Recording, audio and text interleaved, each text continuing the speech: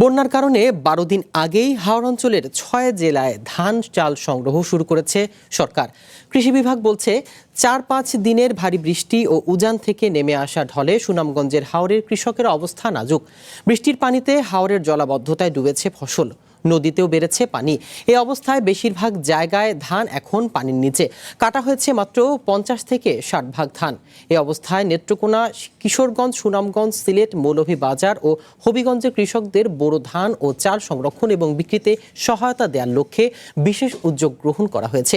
১৫ মে চাল সংগ্রহের কথা থাকলেও সেটি আজ থেকেই শুরু করা হচ্ছে। প্রতি কেজি ধান ৩৬ টাকা, সেদ্ধ চাল ৪৯ টাকা এবং আতপ চাল ৪৮ টাকা নির্ধারণ করা হয়েছে। এই মৌসুমে অভ্যন্তরীণ বাজার থেকে মোট ১৮ লাখ মেট্রিক টন ধান ও চাল সংগ্রহের লক্ষ্যমাত্রা নির্ধারণ করা হয়েছে।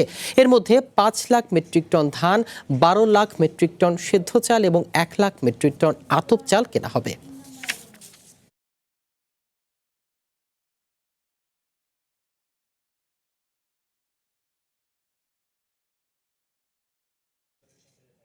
এ বিষয়ে জানাতে আমাদের সাথে কিশোরগঞ্জ থেকে যুক্ত হচ্ছেন শরফ উদ্দিন জীবন। জীবন, ধান চাল সংগ্রহের উদ্যোগ কতটা সফল করা সম্ভব আর কৃষকরা এতে লাভজনক হবেন কি?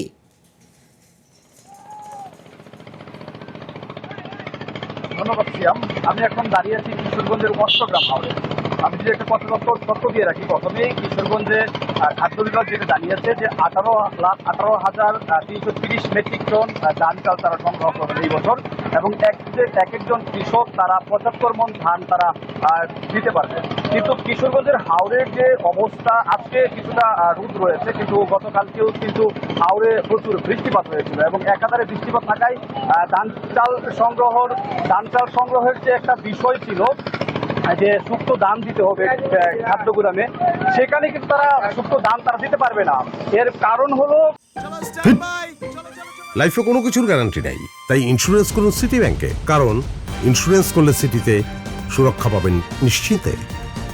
কিশোরগঞ্জে রোদ থাকার কারণে ধানগুলো শুকায়নি, যার কারণে তারা ধান কৃষকরা দিতে পারবেন না, এবং কৃষকরা বলছেন যারা ধান দিতে পারবেন তারা যেন দালাল মুক্তভাবে সরাসরি ধান দিতে পারে, সেটাই কিন্তু তারা দাবি জানিয়েছেন। আর কৃষি খাদ্য অধিদপ্তর বলছে যে এখানে একদম সরাসরি মাঠ পর্যায়ের কৃষকদের কাছ থেকে ধান চাল সংগ্রহ করা হবে। এখানে কৃষকরা হাতে নগদে কোনো টাকা তারা পাবে না, ব্যাংকিং এর মাধ্যমে তারা টাকা পাবে, সেইটাই কিন্তু বলছেন। এবং যারা কৃষি কার্ড রয়েছে তারা ধান দিতে পারবেন, একই সাথে যে কৃষি বিভাগের যে তালিকা রয়েছে কৃষকদের, সেই তালিকা অনুযায়ী ধান দিতে পারবেন।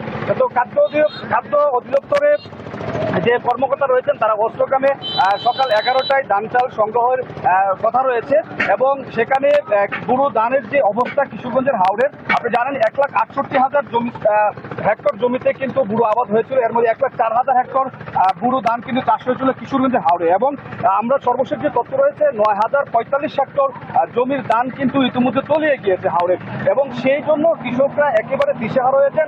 একই সাথে ধানের যে ন্যায্য মূল্য তারা কিন্তু সেটি পায়নি, যার কারণে কিন্তু কৃষকরা ওই দুশ্চিন্তায় রয়েছেন যে তারা যখন ধানগুলো তুলতে পেরেছিলেন তখন কিন্তু তারা সেই ধানের ন্যায্য মূল্য তারা কিন্তু পায়নি। এখন যখন সরকার ধান ক্রয় করছে তখন কিন্তু কৃষকের হাতে ধান কিন্তু নেই। তো কিশোরগঞ্জের হাওর থেকে এই ছিল আমার কাছে সর্বশেষ তথ্য।